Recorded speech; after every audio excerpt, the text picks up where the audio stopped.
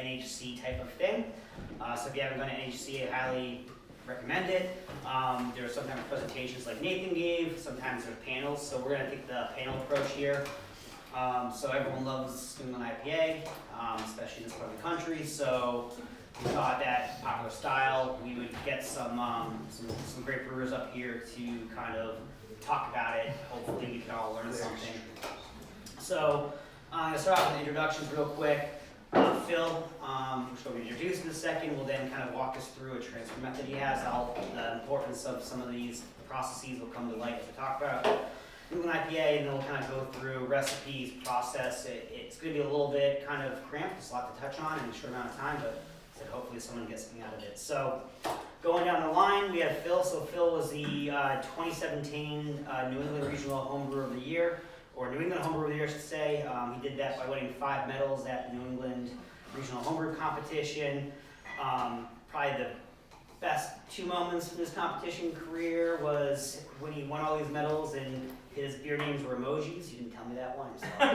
Just different emojis. Yeah. And then there was this guy, Derek Flippin, who won the Ninkasi about 3 years ago, who was winning every medal. We had no idea who the heck he was, and Phil named his IPA, who the heck is Derek Flippin, and beat Derek Flippin, who got 2nd place. And probably the most exciting news is he is co-opening Golden Ratio Brewing Company. So we have yet another Wort going pro. So keep an eye out for that and make sure to taste the delicious beers when they open. Next is Josh. So Josh's been brewing since 2010.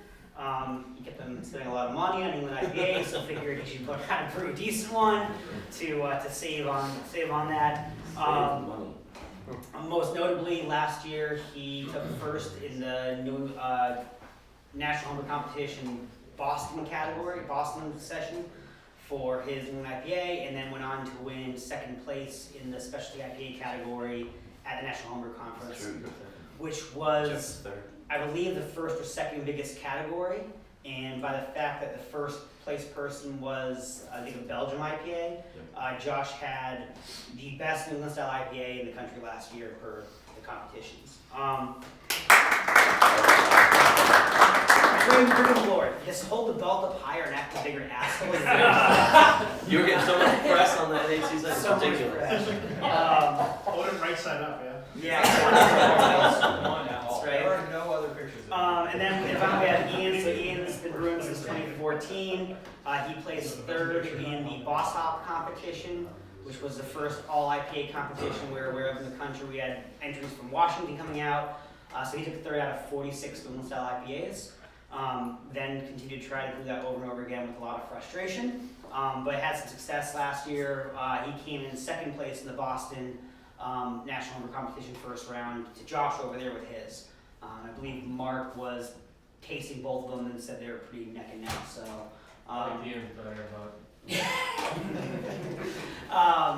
so great brewers up here. So before we kind of really dive into it, Phil, I'm turn it over to you to kind of walk us through your transfer process. Sure. A number of people have been asking on Slack how we go about transferring. That's not gonna fall. In as oxygen-free a way as we can think of. And so I decided to bring this tonight just to give people a visual of what we do, what I do. So generally, we'll imagine that this is full of beer in one form or another, whether you're fermented in the keg or whether this is secondary, you want to transfer it to a serving keg. Oxygen, I would say, is the number one thing that's going to kill your New England IPA, like almost instantly. Like any amount of oxygen, start to finish, you're pretty much screwed. And this is how I go about avoiding it. So this keg right here would have been filled to the brim with sanitizer and then tilted to its side and had more sanitizer pushed through while I purged the out valve of any air whatsoever. Shaking, tilting, getting all the air as much as I can on the in, if that makes sense. And so then what I would do is I would use this now that it's full of pure CO2, as pure as we can get as homebrewers. I would connect to the end and I would purge my line as much as I needed to. For both of these, we'll just pretend like I did that. Don't need to. And then what I'm going to do is I'm going to connect my in first. Actually, connect it in first, and this is important because it's going to balance out the pressure between the two vessels. And then I'm going to connect to the beer keg, and then I'm going to connect to the ultimate serving keg, and the flow should begin, which it has. It's going to take a while, like expect it to take like a half hour. Let it go slow, and it eventually will clear up. What's the difference between doing it that way and just having like a blow off on the receiving keg and having CO2 on the keg you're transferring from? Is there any benefits from doing it that way versus the other way? This is just a true closed transfer. You know, there's just no chance for messing up. You just leave it alone, and it'll do its thing. So we'll leave it here. Maybe we'll leave it here or over there, and then it'll transfer by the time we're done talking. Thanks, Phil. Yeah. So what I feel is put this keg back. What I want is kind of lay the groundwork, so everyone has different systems, right? So it helps you understand where you guys are coming from. So kind of starting off with you, Ian, and just going in the line, can you just tell us kind of real quickly what your setup is? Cool. So I have a grandfather all-in-one system.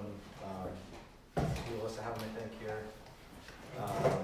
Simple 110 volt system, just plugs into a normal outlet. And it's is it a fly sparge? Is that the right? It's a constant recirculation mash. I'd call it rims and fly sparge, yeah. Okay. Yeah, so that's how I make wort, and then I do all kegging. And I also do the similar closed transfer process, not quite as intense maybe as yeah, basically. I have probably the least fancy system possible. Stainless steel pots, a Warren Jiggly cooler, and another pot for boiling. I prefer at this point, because I haven't actually got the Fermzilla going, the fermented glass carboys, though that hasn't gone very well for me lately. I have a stainless steel brew bucket, but it pulls too many hops out because I don't cold crash, so I prefer the carboys at this point because I can transfer clear into the keg. I fermented in kegs before that works, but it's finicky if you get hops in the pockets and crap like that, so I'm really looking forward to actually getting that Fermzilla brew. Oh, I ferment in kegs too, by the way. We can talk more about that later. Kegs is a great way to do it if the hops don't get stuck. Yeah. And if they do get stuck, you're in for a whirlwind. Yep. Been there. So I have an electric setup, 5 gallon. I think it's technically a Herm setup, fly sparge, but it's pretty basic in the sense that I have a plastic mash tun with a bazooka screen. Yep. I've fermented in everything, tried everything, gone from carboys to kegs to now the Fermzilla, which I prefer because it's basically a conical with quick disconnects at the top and a Pressure. and you pressurize it, but you can also rack from the surface of the beer rather than from the bottom, like in a keg. So it avoids a lot of the issues with hop matter clogging your pots. Kind of like the philosophy for kind of what you guys look for from IPAs. Can you kind of just say the key aspects that you're trying to achieve, or maybe the ones that are hardest for you to achieve, and we'll kind of dive into some recipes.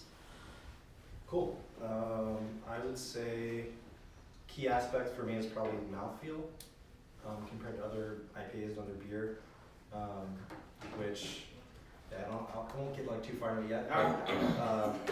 It's mostly about the water treatment. So we'll dig into that later. But that and also a juiciness, maybe, like a nice, low bitterness. A little bit of sweetness to give that juicy impression. I'd mimic basically what he said. I like to be punched in the face with a good hop aroma, which I don't think I've really quite got that part down. And then we drink it punched in the mouth with a good hop, juicy flavor. Mouthfeel, of course, is critical. Low bitterness and lack of oxidation, because that stuff tastes like Not good. yeah, not good, not good, not good at all. Yeah, I mean, similar, you know, I think it depends on personal preference so much with New England IPA. Some people like a drier New England IPA, some people like a little sweeter. Some people like, you know, something that is very silky. Some people like a sort of quick finish. I don't think anybody would shy away from a really prominent, pungent hop blast, you know, something that is tropical, something that's fruity, and soft on the palate. Low bitterness. So I'm gonna dive into the recipe. I'm gonna start with you, Phil, we can move down this way. And I know everyone thinks hops, water, but I want to talk about grain. We don't spend too much time on here, but you know, what grains are you looking for? What are you talking about in terms of like grist percentages, if you know that? And then also if there's anything that hasn't worked, right? Like I added 3 pounds of caramel on that sucked. But if there's anything, hopefully you're not doing that, but as much as what you've done that you like, and also things you've done that you don't like. Sure. I think first and foremost, pick a base malt that you really like using. Something that you're comfortable with, something that tastes good to you when it's dry. Something that tastes good in other beers. And I would probably, you know, you want a heavy dose of high protein adjuncts like oat or wheat. You know, something anywhere from, depending on your preference, 10 to 40% of your malt bill can be flaked wheat, flaked oats, white wheat. It really depends on your preference. You know, for me, I like something that has a lot of protein in it. I think you also need to have, the other element is the sweetness that Ian mentioned a little bit of, but I think, you know, going into professional brewing, I'm aware that a lot of people really appreciate a heavy dose of sweetness in their New England IPAs. My personal preference is for a dry one, so I'm learning how to make them much sweeter. I think, you know, anywhere from 3 to 8 to 10%, different kinds of crystals. I think you want very light crystals, crystal 10, crystal 20, honey malt works well as well. A blend of those works too. But you know, aside from that, maybe some acid malt to help drive down the pH of your mash and your boil. Cool. Thanks. Anything to add, guys? No, that's pretty much what I was gonna say. The thing I've settled on is usually split the base malt between the US 2 row and like Narasada or Golden Promise or something. Okay, why do you do that? Tried it once and it worked and didn't go back. Fair enough. Honestly, probably all Golden Promise or all British base malt or all US would work, but complexity without getting anything darker. Then I use usually white wheat and flaked oats between 15 and 35%, depending on what I'm doing. Usually some acid malt, and then my character malt is always honey. I always put a little bit of, like 6 ounces of honey malt in 5 pound batch, usually my go-to. Sometimes I'll also add carrot malt, but I don't really think it's a little bit.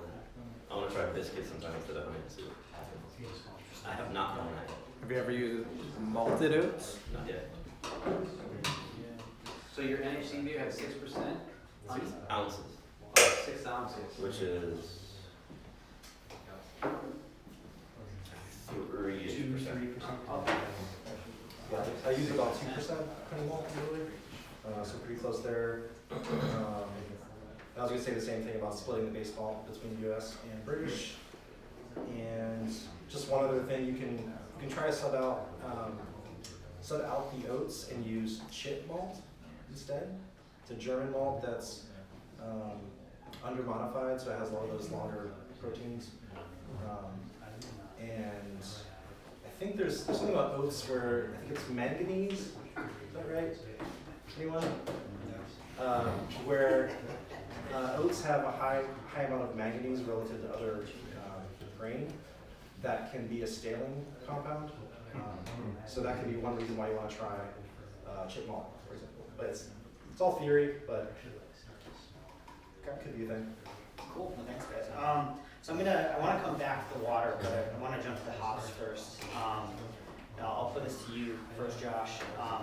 You know, the thing I'm thinking about are number of varieties. I think everyone has an idea of what kind of hops you see in them. Any combos that you've really seen that you like? You know, and your thoughts on selecting combos, and then you know, any timing. We'll go specifically process later, but you know, general varieties, timing, So my combinations. what I generally do at this point is 2 to 3 varieties. I do 1 edition at knockout, 1 and then 2 whirlpool editions on the hot side, and then I used to do 2 dry hops. I've gone to 1. I didn't really see much benefit of the 2. So that's generally what I do. One of my favorite hops is Azaka for this. I love Citra Mosaic. I'm gonna be weird here and I tend not to like Galaxy that much. So I know that's not a common opinion, but I generally, the more I use it, the more I'm like, I don't know, my tongue's broken or something, but Citra Mosaic, Azaka are probably my top 3 favorites. And I try other stuff too. So like my floppy disk has Morocco. It's the first time I use that. Yeah, so it's my When general. do you do dry hop edition? When? Yeah. 24 hours in. So high crowd? Just one. Just one usually. And not a huge 11 ounce one like floppy disk has. 4 ounce. Usually my dry hop's 4 ounce. What are you in for Whirlpool and So the amount on the hot side is usually between like 8 and 12 generally. Maybe a little higher, maybe a little lower. So hot 8, 12 ounces for a 5 gallon batch. So floppy disk was like opposite and like 300% different. So I usually go for 12 ounces in the hot side. This was 3. And I usually go for a 4 ounce dry hop, and this was like 11 and a half. So complete backwards of what I normally do. So 12 ounces on the hot side, that's mostly at knockout and then. There's nothing, at this No, point I do okay. nothing in the boil at knockout and then 2 whirlpool Yeah. temps. And usually my whirlpool temp I've settled on now is like 140 and 120 Oh, on the wow. low side. So that's why I do the knockout one, because I don't know that those are gonna get much bitterness. Got it. So I wasn't, with the floppy disk at 170, I was like, you're actually gonna get some bitterness out of that. But I know at 120, 140 you're not getting much, so that's why I do the knockout. How long do you do to whirlpool? 30 total, so 15 at 140, then drop to 120, add another dose, another 15. And I found that pumping does help. You can like stir a couple times, but the NHC beer I pumped and that thing had so much more saturation of hop flavor than the floppy disk was the same. I actually pumped that one, the whole whirlpool. I think that matters a bit. So more of a real whirlpool than just Like actual stirring. Because I mean, if you stir it like 2 or 3 times, that stuff settles out. Yeah. It just doesn't move. Same with chilling. You can stir it a couple times, but if you pump it, you chill 5 times faster. So there's got to be something to say for That the amount of. agitation and contact. Yep, exactly. how about yourself, Ian? So yeah, a lot of the same stuff, same varieties. I do like to add in a different hop that's not like straight up fruity sometimes. Like I'll add Idaho 7, I like, just in the mix to give some herbal character, just to play off of the straight fruitiness sometimes. Can give some more complexity, but you want to be a little careful with those, don't add too much of that. But I like a little bit of that. Cool. Yeah, I mean, Tough question. what was the question? Hops. Yeah. What hops? How many and when? So I do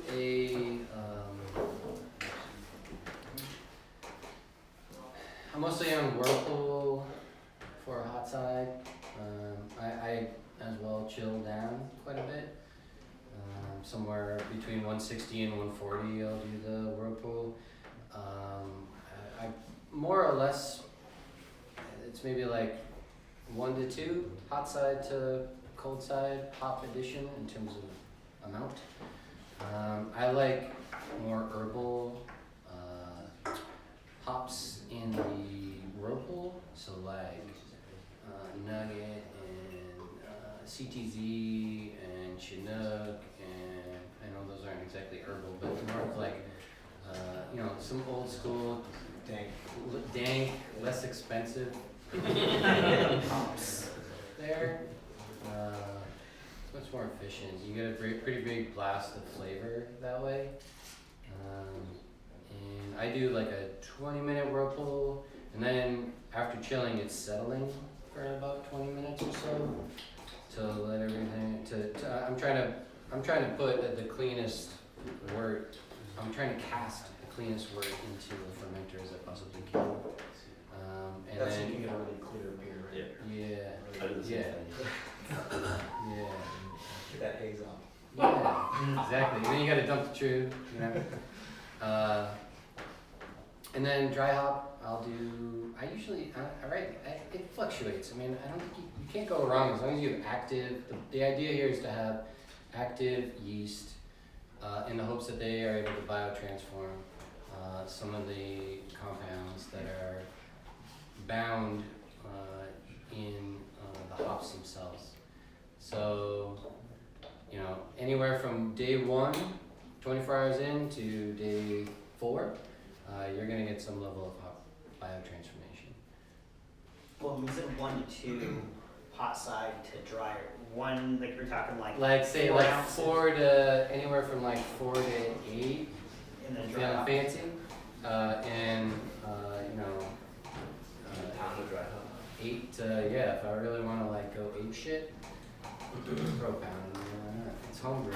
It's homebrew, but I use the cheap hops. I just remember that there's a study, I Batch. think it's Oregon State, Tom Schallhammer. Yep. He's done some studies on like the kind of diminishing returns of adding more dry hops.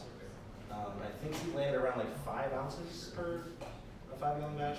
It was for Cascade, I think. Yeah. There's Well, caveats, I'm sure, but like, So yeah, and I would push back on that in that like yes, it's diminishing returns, but it's returns. but still returns.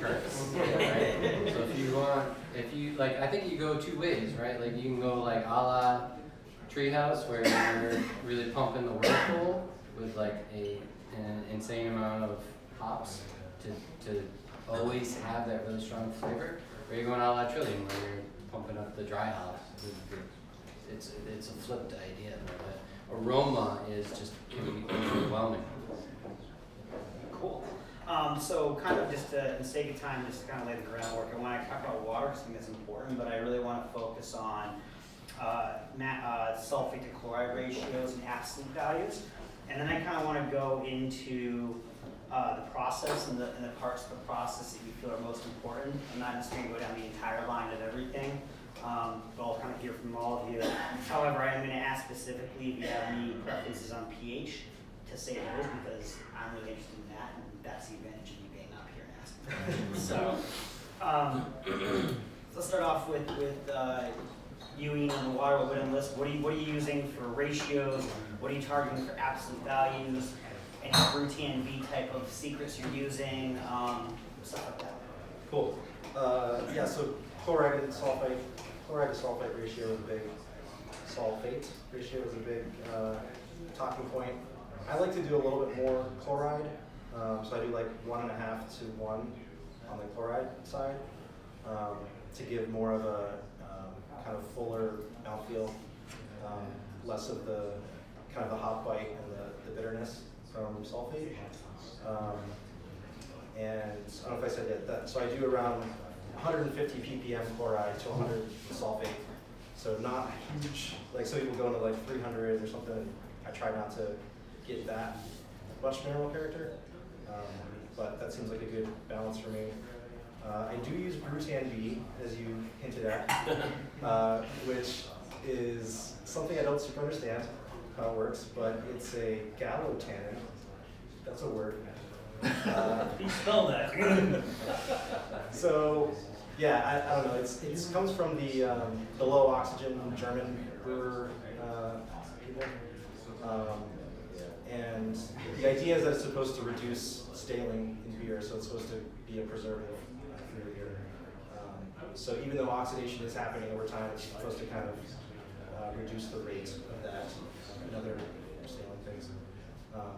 not super sure on the science there, but I tossed a little bit in. I do like 0.2 grams per gallon of mash water and spark water.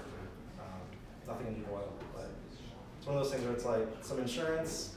Is it actually working? I don't know. Keep doing it.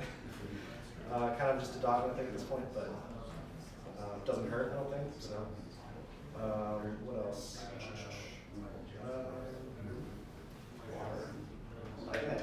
If you think of something else, we'll come back Yeah, to you. that's about it. Josh, do you have So I any? do exactly what he just said for water, like 150 chloride, 100 sulfate.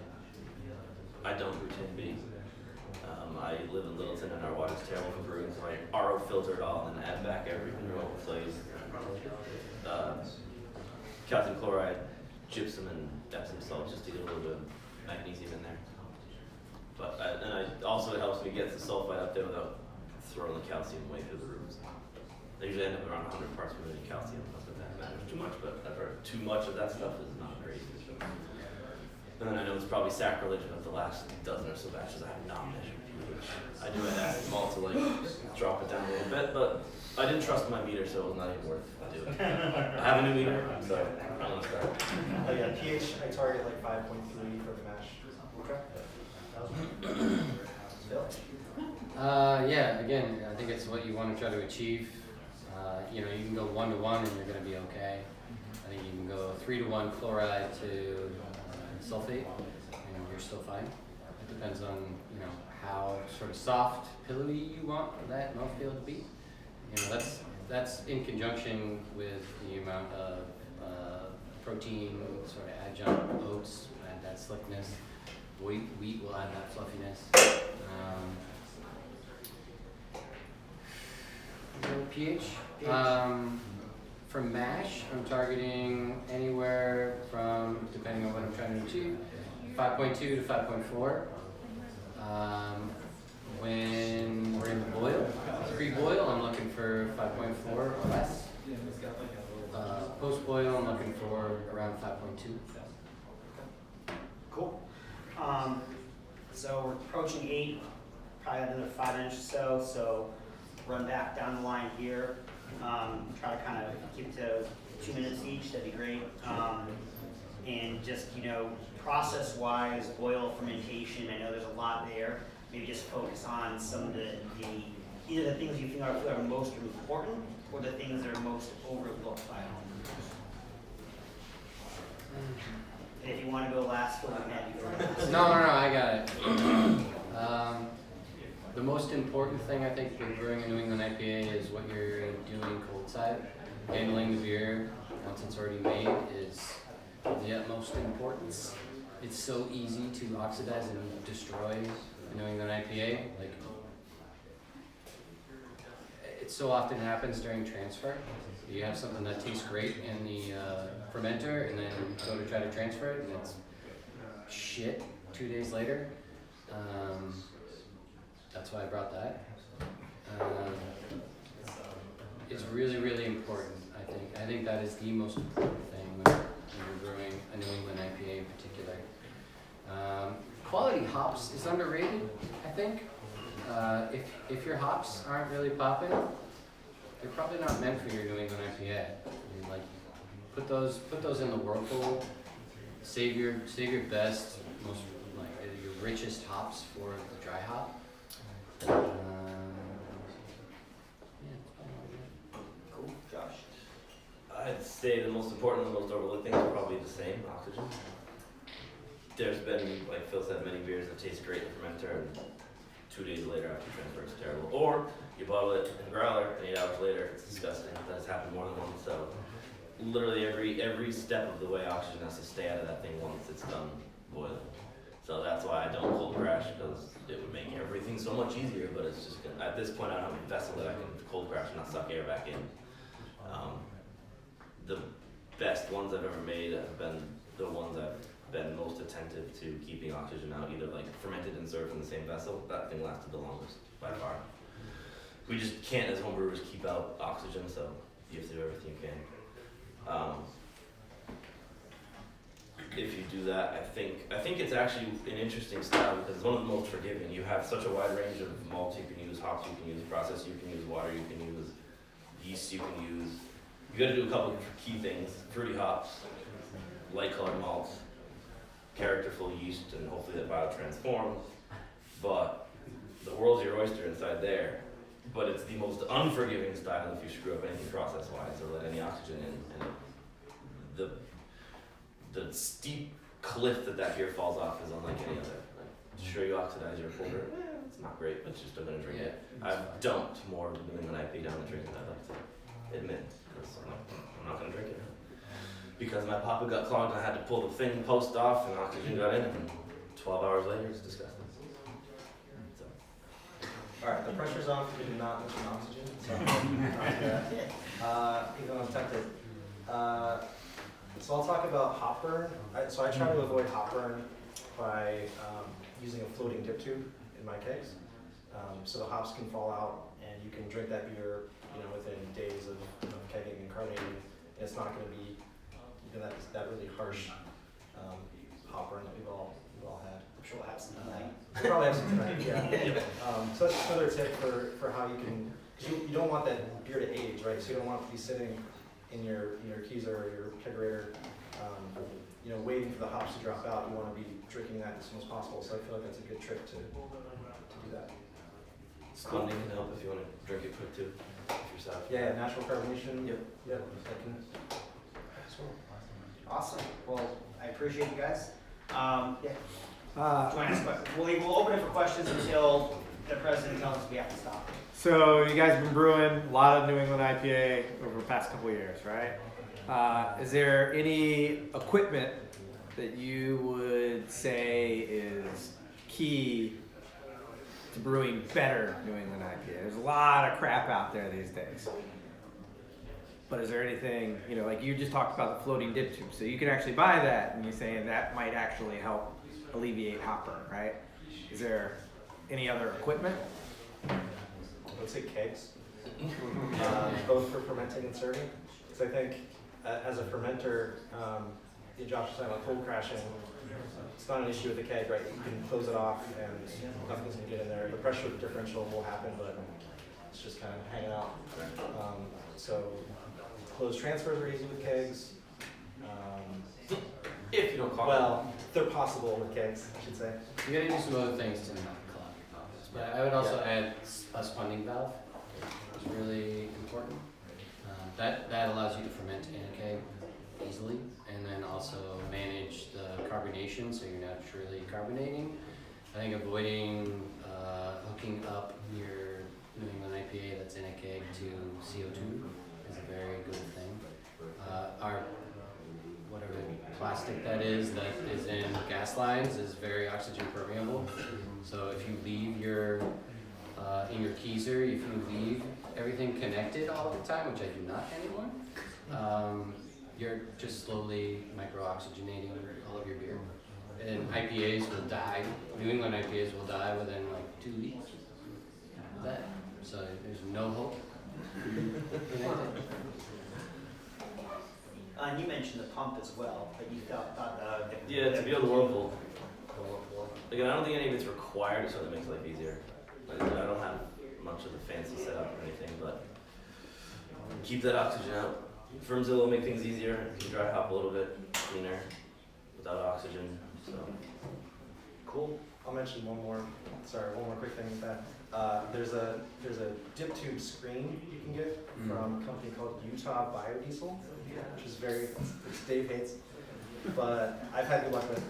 So that it's a screen that is just as long as a dip tube almost, and you can put that in your fermenting keg, and you can dry hop in the fermenter to a certain extent. I haven't reached a limit where it completely doesn't work, but at least 4 or 5 ounces should be okay, I think, without it clogging. I think the trick with that is that you can't, I wouldn't put it in primary because then yeast tend to clog the screen.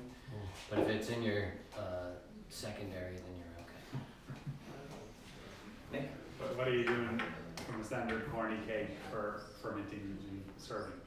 Are you attaching spunding valves? Are you having drill holes in the corny lids, or are you fermenting in a keg and getting into serving? Yeah. So what I do is I use a gas disconnect into a blow-off tube, right? So it's pretty simple, kind of similar to what you do for a carboy, really. And Do you use a firm cap or anything like that? I do use firm cap. Highly recommend firm cap to. Cut your tube. I haven't cut the dip tube, but I've had some close calls with the krausen getting clogged up in the gas line. But it usually is fine. Firm cap. I recommend. I'd say like I do like when I was fermenting in kegs, it was like 30 drops of firm cap. No lie, like. And fermenting under about 8 psi will keep the krausen down. It'll inhibit the bubbles from forming. So I never really had any blow-off issues. The other thing you can do is connect your fermentation vessel that fits a keg in series to an empty keg as the blow-off, and then put your spunning valve on that second keg. And what that does is pure CO2 will flush out that keg of any oxygen, and then it's right before you transfer when you're ready to transfer. You could also put your dry hops in there beforehand, right? Let it You can transfer to the dry yeah. Little hot tip there. That's too far ahead. One more question. Being that for HomebrewCon, for National Homebrew Competition, Josh, you obviously got second IPA, #1 New England IPA in the country, and it has to be submitted in bottles. So any tips for people who are planning on submitting bottles to NHC, and the bottles might have to sit there for 2 or 3 weeks, and you're talking all this oxygen, so how are people supposed to submit these bottles and still actually make good beer? So I think that's the key to winning this category. Like I said, the recipe can be, you can probably brew mediocre and doing an IPA, as long as you package it well and it's better than the other people's packaging, that's going to be the winner. That's what I did. So, my recipe that I won with is online. I don't think that recipe is any sort of magic. I think a lot of the reasons I won was I dropped off literally, I bottled that morning and actually drove it to Rhode Island and dropped off like at the last possible second. I brewed it Superstar wife. 10 days before that. So like literally the last possible minute for everything, so that, and when I filled the bottles, I made sure they were very clean. I don't usually worry too much about, this is sacrilege too, but sanitation, I don't have to be super crazy with this stuff because it gets drank so quick. Infection's not going to take over. All the hops inhibit. Exactly. I'm more concerned with oxygen. So these bottles, they're very clean, obviously. And in my beer gun, I literally sat on each one for about a minute, purging that thing with CO2. And I filled it till it overflowed and capped on beer. Not capped on foam, capped on beer. Like if the score sheets didn't have the high fill check mark, then I failed. So I brewed that thing. Mine usually finishes in about 3 days, and I don't mind if it finished a little bit high, so I wasn't like waiting. So I kegged it on like day 5, let it sit in the keg for 4 days, and dropped it off. So what you're saying is someone has to do like a crazy run to Yep. Nashville. Yep. That's gonna give you the advantage. Like those days matter. Bro! Go down there. Alright, cool guys, thank you very much. I got some beer that I brought back for you as a thank you. I also bought some for you because I didn't get you something for cider, so come see me after this. Give the panelists a round of applause, guys.